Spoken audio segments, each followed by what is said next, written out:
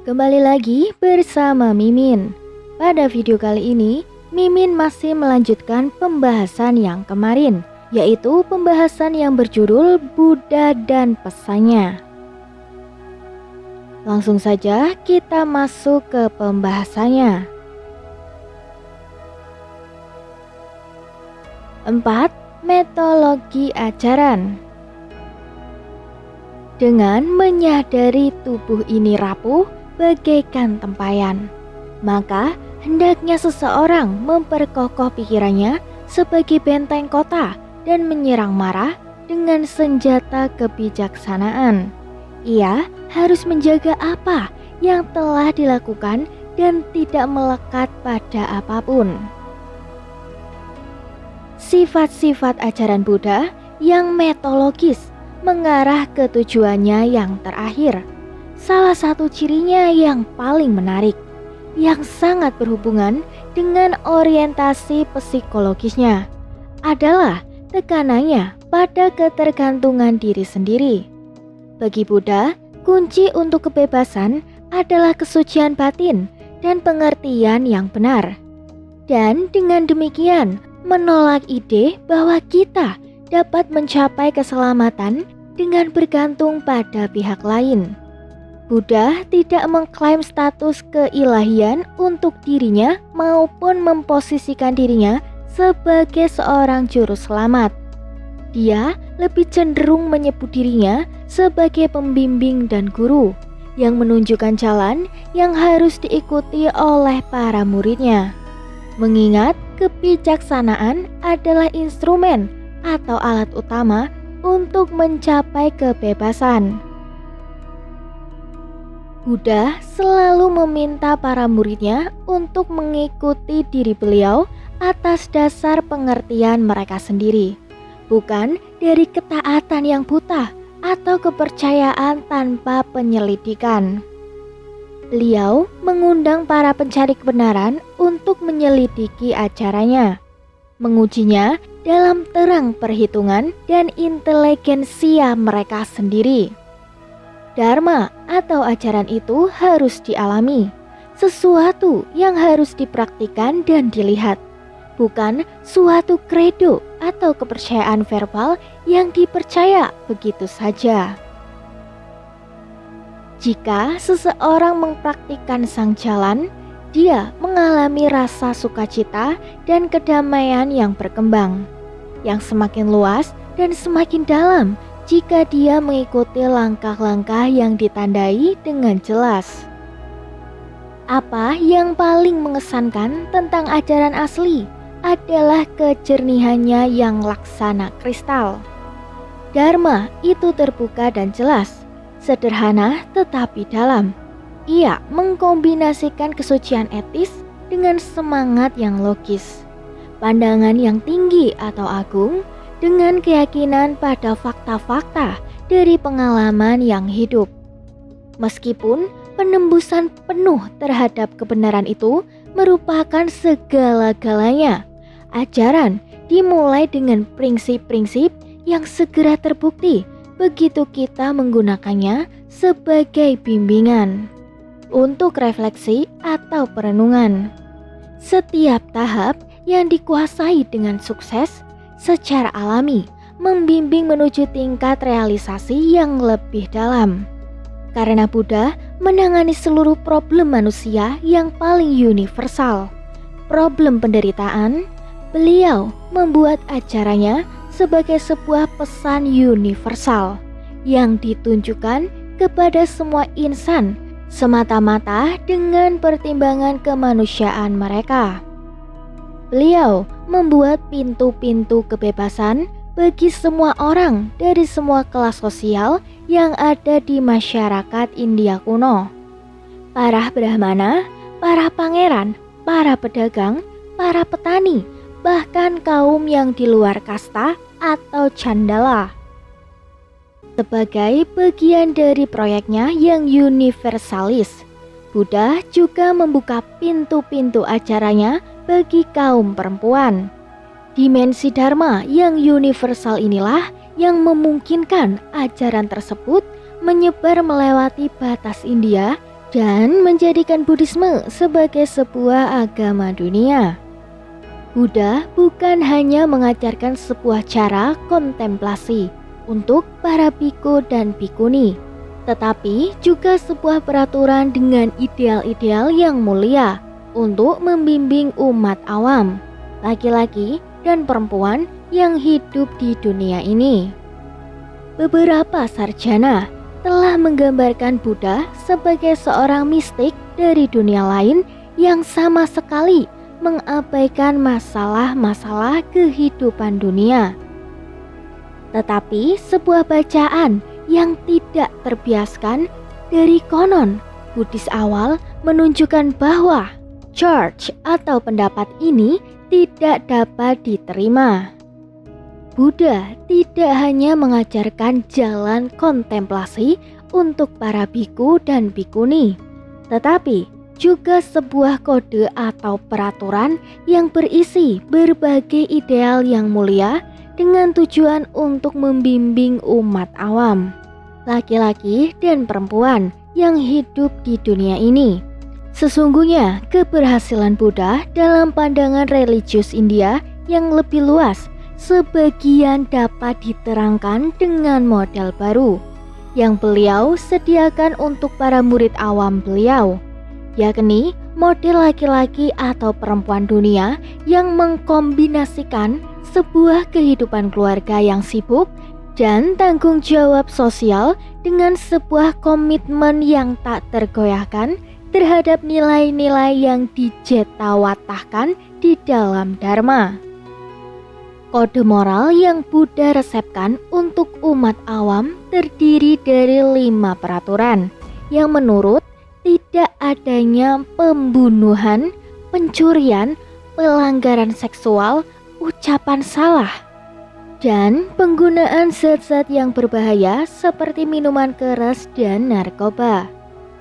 Sisi positif dari etika ini diawali oleh kualitas-kualitas batin yang berhubungan dengan peraturan-peraturan pengendalian diri, cinta kasih, dan belas kasih kepada semua makhluk hidup, kejujuran dalam hubungan dengan sesama, kesetiaan pada janji-janji marital atau pernikahan, ucapan benar, ketenangan hati, keseimbangan batin. Di luar etika-etika individual itu, Buddha menyediakan bimbingan untuk orang tua dan anak, suami dan istri, majikan dan pekerja, dengan tujuan menciptakan suatu masyarakat yang ditandai dengan harmoni, kedamaian, dan kemauan yang baik pada semua level. Beliau juga menerangkan kepada para raja tugas-tugas mereka kepada rakyat mereka. Ceramah-ceramah tersebut menunjukkan bahwa Buddha adalah seorang pemikir politis yang piawai, yang mengerti dengan baik bahwa pemerintah dan perekonomian dapat berkembang dengan baik hanya jika orang-orang yang berkuasa mengutamakan kesejahteraan rakyat untuk kepentingan pribadi mereka. Kelima, parinirvana dan sesudahnya. Mereka yang telah menyempurnakan pikirannya dalam faktor penerangan, tanpa ikatan, bergembira dengan batin yang bebas, yang telah bebas dari kekotoran, bersinar, maka sesungguhnya mereka telah mencapai nibbana dalam kehidupan sekarang ini. Peristiwa besar ketiga dalam kehidupan guru yang diperingati pada acara Waisak adalah parinirvana atau mangkat beliau. Kisah tentang hari-hari terakhir Buddha dituturkan dengan rincian yang jelas dan menarik di dalam Mahaparinibbana Sutta. Setelah melakukan pelayanan yang aktif selama 45 tahun, pada usia 80 tahun, Buddha menyadari bahwa akhir hidupnya hampir tiba. Rebah diranjang kematiannya. Beliau menolak untuk menunjukkan seorang penerus, tetapi mengatakan kepada para biku bahwa setelah beliau wafat, Dhamma itu sendiri yang akan menjadi pembimbing mereka. Terhadap orang-orang yang dikuasai oleh duka cita yang dalam, beliau mengulangi kebenaran yang harus digarisbawahi bahwa ketidakabadian berkuasa atas segala sesuatu yang berkondisi, termasuk pula jasad fisik seorang yang tercerahkan. Terhadap orang-orang yang dikuasai oleh duka cita yang dalam, beliau mengulangi kebenaran yang harus digarisbawahi bahwa ketidakabadian berkuasa atas segala sesuatu yang berkondisi, termasuk pula jasad fisik seorang yang tercerahkan.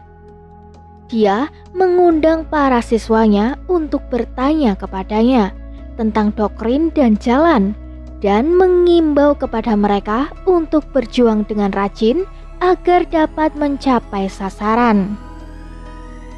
Kemudian, dengan sikap tenang yang sempurna, beliau berlalu ke dalam nirvana yang tanpa sisa. 3 bulan setelah wafat Buddha, 500 siswa yang telah tercerahkan atau para arahat melangsungkan sebuah konferensi di Rajagaha untuk menghimpun ajarannya dan mengawetkan mereka untuk anak cucu. Himpunan teks-teks ini memberikan kepada generasi berikutnya sebuah versi doktrin yang terkodifikasi yang dapat diandalkan untuk bimbingan.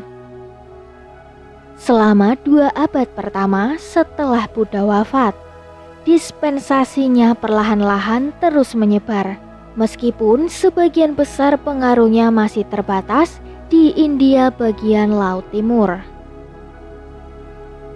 Kemudian pada abad ketiga sebelum Masehi, sebuah peristiwa yang terjadi telah mengubah posisi Buddhisme dan menempatkannya di jalur besar hingga menjadi sebuah agama dunia.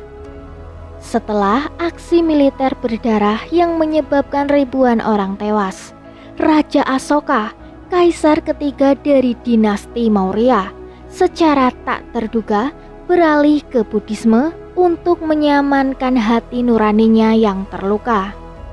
Beliau melihat di dalam Dharma inspirasi untuk suatu kebijaksanaan sosial yang dibangun di atas kebenaran yang lebih baik daripada kekuasaan dan penindasan. Beliau menyatakan kebijaksanaan barunya dalam dekrit yang ditulis di batu-batu dan di pilar-pilar di sepanjang kekaisarannya.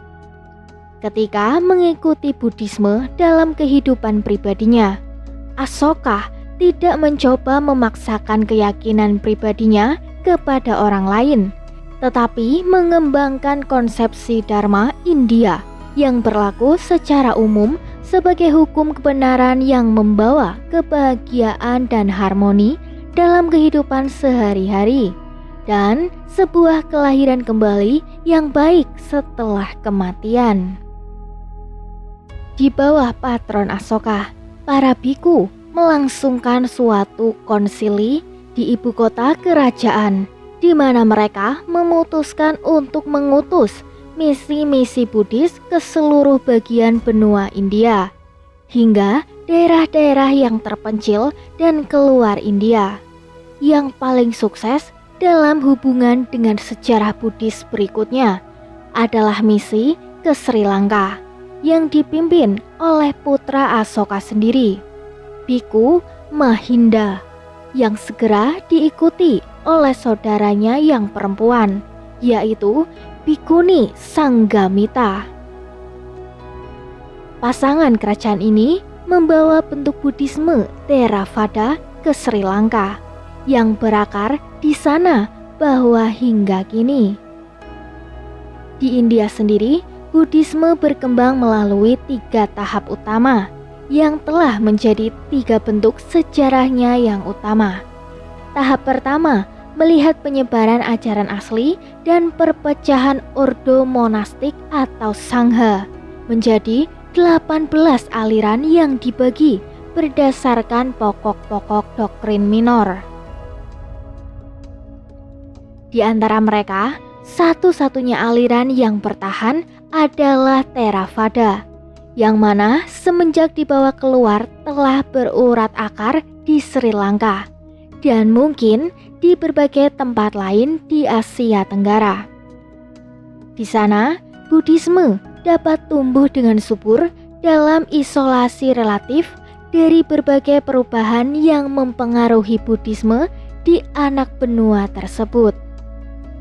Dewasa ini, Theravada, turunan dari Buddhisme awal, berlaku di Sri Lanka, Burma, Myanmar, Thailand, Kamboja, dan Laos. Dimulai sekitar abad 1 Masehi, sebuah bentuk Buddhisme yang baru perlahan-lahan berkembang yang kemudian dikenal sebagai Mahayana, kendaraan besar yang mana kontras dengan aliran-aliran sebelumnya yang mereka namakan Hinayana atau kendaraan kecil. Kaum Mahayanis yang menguraikan panjang lebar karir Bodhisattva, kemudian memancangkan cita-cita Buddhis universal dan merumuskan sebuah penafsiran radikal tentang kebijaksanaan sebagai pandangan terang di dalam kekosongan atau sunyata, yakni sifat tertinggi pada segenap fenomena. Kitab-kitab suci Mahayana mengilhami berbagai sistem filosofi yang kental yang dirumuskan oleh para pemikir cemerlang seperti Nagarjuna, Asanga, Vasubandhu, dan Dharmakirti.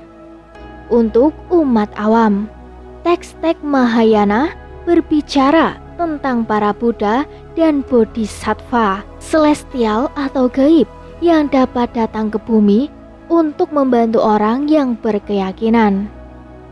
Dalam fasenya yang awal, selama 6 abad pertama dari era umum, Mahayana menyebar ke Tiongkok dan dari sana menyebar ke Vietnam, Korea, dan Jepang. Di negeri-negeri tersebut, Buddhisme melahirkan aliran-aliran baru yang lebih sesuai dengan pemikiran timur jauh daripada pemikiran asli India. Yang paling terkenal dari semua ini adalah Buddhisme Zen yang sekarang dikenal secara luas di barat. Di India sekitar abad ke-8, Buddhisme berkembang menjadi bentuk sejarahnya yang ketiga, yang disebut Vajrayana, kendaraan berlian, yang didasarkan pada teks-teks esoterik yang disebut Tantra.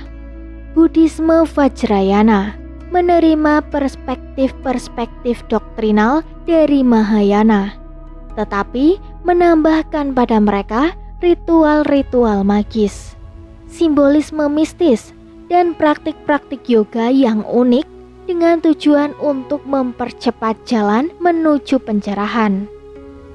Vajrayana menyebar dari India Utara ke Nepal, Tibet, dan tanah-tanah Himalaya lain, dan sekarang mendominasi Buddhisme Tibetan. Apa yang mengagumkan tentang diseminasi atau penyebaran Buddhisme sepanjang sejarahnya yang panjang adalah kemampuannya untuk merebut hati seluruh populasi dengan cara yang sepenuhnya damai. Buddhisme selalu menyebar dengan tata tertib atau peraturan dan teladan, tidak pernah dengan kekerasan. Tujuannya untuk memperkenalkan Dharma, bukan untuk mengubah agama, dan untuk menunjukkan jalan menuju kebahagiaan dan kedamaian sejati kepada orang lain. Kapan saja orang-orang dari suatu bangsa atau daerah menerima Buddhisme, bagi mereka ia menjadi jauh melebihi suatu agama. Ia merupakan sumber dari sebuah pandangan hidup yang lengkap. Buddhisme telah mengilhami karya-karya besar dalam filosofi, literatur, lukisan, seni arca atau pahat yang dapat dibandingkan dengan kesenian dan kebudayaan lain.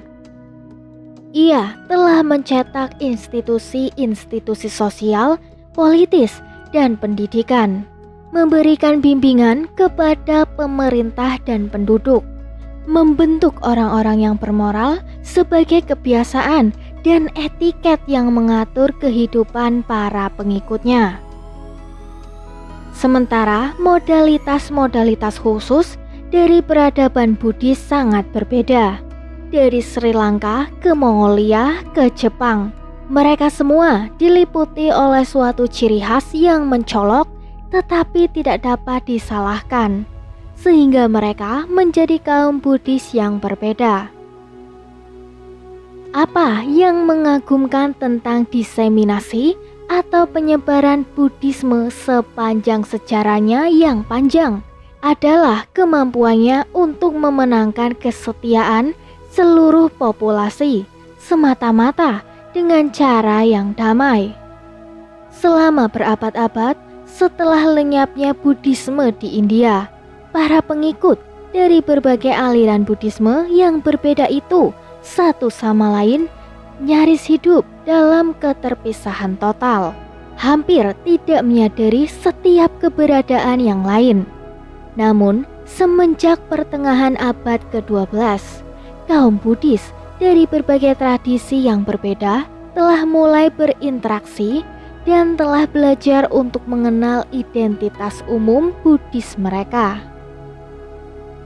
Di barat dewasa ini, untuk pertama kali semenjak merosotnya Buddhisme India, para pengikut ketiga kendaraan utama Buddhis itu hidup bersama secara berdampingan di daerah geografis yang sama itu.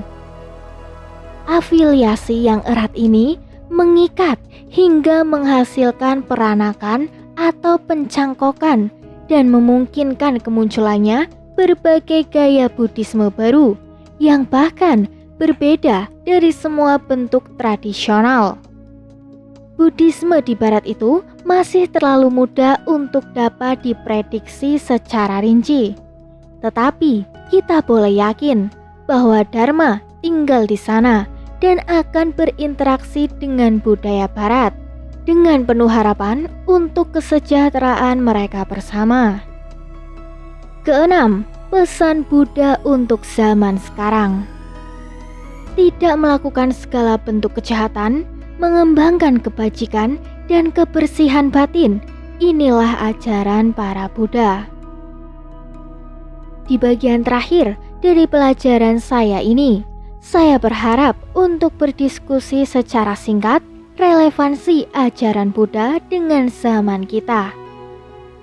Karena kita berada di abad baru dan milenium baru, secara khusus, apa yang saya temukan yang menarik untuk dicatat adalah bahwa Buddhisme dapat menyediakan pandangan-pandangan dan latihan-latihan yang sangat membantu untuk menyeberangi sebuah spektrum disiplin yang luas. Dari filosofi dan psikologi ke perawatan medis dan ekologi, tanpa menuntut orang-orang yang menggunakan sumber-sumbernya untuk menerima Buddhisme sebagai sebuah agama. Di sini saya hanya ingin menitik beratkan pada penerapan prinsip-prinsip Buddhis untuk membentuk formasi kebijaksanaan umum. Meskipun umat manusia telah membuat berbagai kemajuan yang menakjubkan dalam sains dan teknologi, berbagai kemajuan yang secara dramatis telah meningkatkan kondisi-kondisi kehidupan dengan berbagai cara, kita masih menemukan diri kita berhadapan dengan berbagai masalah global yang menghalangi usaha-usaha kita yang paling menentukan untuk memecahkan mereka di dalam berbagai kerangka yang dibuat. Banyak penyakit sosial yang menjangkiti kita tidak dapat dijelaskan dengan sepenuhnya tanpa memandang orang kuat yang menyetir yang berada di belakang mereka. Seringkali gerakan-gerakan tersebut menyebabkan kita mengejar tujuan-tujuan yang devisif atau bersifat memecah belah dan terbatas. meskipun yang dikejar itu akhirnya menghancurkan diri sendiri. Problem-problem tersebut mencangkup tekanan-tekanan regional yang eksplosif atau dahsyat dengan karakter etnik dan keagamaan, perluasan senjata-senjata nuklir yang berkesinambungan, pelanggaran HAM, gap yang lebar antara si kaya dan si miskin, perdagangan gelap berskala internasional yang mencangkup narkoba, perempuan, dan anak-anak, berkurangnya sumber-sumber alam di bumi, dan pencemaran lingkungan. Dari perspektif Buddhis, hal yang paling mencolok ketika kita merenungkan masalah-masalah tersebut sebagai suatu keseluruhan adalah karakter mereka yang pada dasarnya simptomatik di bawah keanekaragaman mereka yang terlihat di luar. Mereka muncul dalam banyak manifestasi dari satu akar yang sama, dari sebuah penyakit spiritual berbahaya yang dalam dan tersembunyi yang menjangkiti organisme sosial kita. Akar yang sama ini secara sederhana dapat dikarakterisasi sebagai suatu tuntutan yang keras untuk menempatkan kepentingan diri yang sempit dalam waktu singkat, termasuk kepentingan kelompok-kelompok etnis dan sosial di atas kepentingan umum. Banyaknya penyakit sosial yang menjangkiti kita tidak dapat dijelaskan secara tuntas tanpa memandang gerakan-gerakan yang kuat dari orang yang berada di belakang mereka. Seringkali gerakan-gerakan tersebut menyebabkan kita mengejar tujuan-tujuan yang divisif atau bersifat memecah belah dan terbatas, meskipun yang dikejar itu akhirnya menghancurkan diri sendiri. Ajaran Buddha menawarkan kepada kita dua cara yang berharga untuk menolong kita melepaskan diri kita dari belenggu ini. Yang satu adalah analisisnya yang tajam berdasarkan sumber-sumber psikologis tentang penderitaan manusia. Yang lain adalah jalan untuk latihan moral dan mental yang dibabarkan secara tepat yang berguna sebagai satu solusi. Buddha menerangkan bahwa sumber-sumber psikologis tentang penderitaan umat manusia yang tersembunyi di area kehidupan kita, pribadi dan sosial adalah ketiga faktor mental yang disebut akar-akar yang tidak baik, yakni keserakahan, kebencian, dan delusi. Ajaran Buddhis tradisional melukiskan akar-akar yang tidak baik itu sebagai penyebab penderitaan pribadi. Tetapi, mengambil pandangan yang lebih luas, kita dapat pula melihat mereka sebagai sumber penderitaan di bidang sosial, ekonomi, dan politik. Dengan merajalelanya keserakahan, maka dunia berubah menjadi area pasar global di mana orang-orang direndahkan sehingga status konsumen, bahkan komoditas dan sumber-sumber vital di planet kita dikeruk sebanyak-banyaknya tanpa memperdulikan generasi-generasi yang akan datang. Dengan mewabahnya kebencian, maka perbedaan etnis dan kebangsaan menjadi lahan subur bagi kecurigaan dan permusuhan yang meledak dalam kekejaman dan lingkaran balas dendam yang tiada akhir. Delusi menyokong kedua akar yang tidak baik itu beserta kepercayaan yang salah dan ideologi politis yang memunculkan kebijakan-kebijakan yang dimotivasi oleh keserakahan dan kebencian. Sementara perubahan-perubahan dalam struktur dan kebijakan sosial benar-benar untuk menanggulangi bentuk-bentuk kekerasan dan ketidakadilan yang begitu meluas di dunia dewasa ini. Perubahan-perubahan itu sendiri tidak akan cukup untuk mencapai kedamaian sejati dan stabilitas sosial. Berbicara dari perspektif Buddhis, saya akan mengatakan bahwa apa yang saya sampaikan tadi semuanya itu adalah sebuah mode persepsi yang baru, suatu kesadaran universal yang akan memampukan kita untuk menghargai sesama, yang pada hakikatnya tidak berbeda dari diri kita sendiri.